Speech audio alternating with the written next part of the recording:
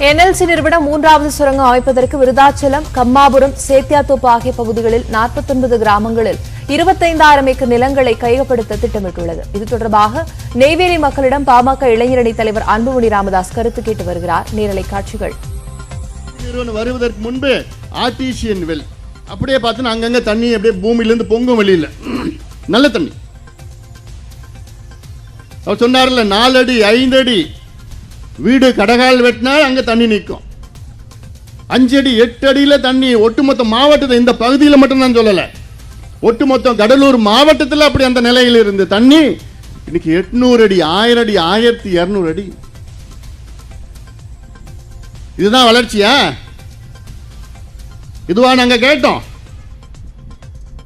8 அடியில இருந்த தண்ணி 800 அடிக்கு போன காரணம் இந்த பாழா போன என்எல்சி நிறுவனம். அவன் எங்க பாழா போனான்? அவன் நல்லா கொழுத்து போயிருக்கிறான். நீங்க தான் பாழா போயிட்டு இருக்கீங்க. ஒரு சில லட்சங்களில் முதலீடு செய்த என்எல்சி நிறுவனம் 56ல இன்னைக்கு என்எல்சி நிறுவனத்துடைய மதிப்பு எவ்வளவு தெரியுமா? 54,000 கோடி. 54,000 கோடி அவனுடைய மதிப்பு. போன வருஷம் எவ்வளவு லாபம் தெரியுமா? 11,500 கோடி.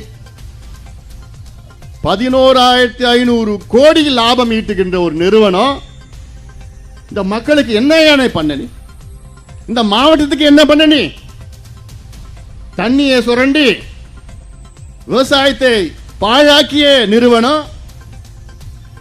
விவசாயமே செய்ய முடியல. இந்த மக்களுக்கும் இந்த மண்ணுக்கும் நீ என்ன செஞ்ச?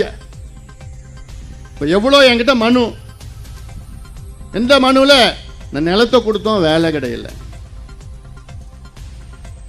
அப்புறம் எதுக்கியா நீ உறுதி கொடுக்கிற? 56ல நீ கொடுத்த உறுதிமொழியை இன்னும் நீ நிறைவேற்றல. உன்னை எப்படி நாங்க நம்புவோம்? நீதிமன்றம், உயர்நீதிமன்றம் 2008ல சென்னை உயர்நீதிமன்றம் தீர்ப்பு கொடுக்குது. ஒப்பந்த தொழிலாளிகள் அத்தனை பேரும் நிர்ணயமாக்கணும். அதை எதிர்த்து மேல்முறையீடு போறான் உச்ச நீதிமன்றத்துக்கு. உனக்கு உண்மையிலேயே அந்த பிள்ளைங்களுக்கு வேலை கொடுக்கணும்னா அன்னைக்கே நீ கொடுத்துருப்ப. உச்ச நீதிமன்றம் ஒரு 5 ஆண்டுகளுக்கு முன்பு மறுபடியும் தீர்ப்பு, அத்தனை ஒப்பந்த தொழிலாளர்களுக்கும் நிரந்தரம் செய்யணும்னு. கடலூர் மாவட்டத்தில் என்எல்சி செய்தது என்ன என்பது தொடர்பாக பாமக இளைஞரணி செயலாளர் அன்புமணி ராமதாஸ் தற்போது மக்களிடையே பேசி வந்த அந்த காட்சிகளை நேரலையில் பார்த்தோம். அவர் பேசியதின் சாராம்சம் இனிவரும் செய்தி தொகுப்பில் விரிவாக பார்க்கலாம்.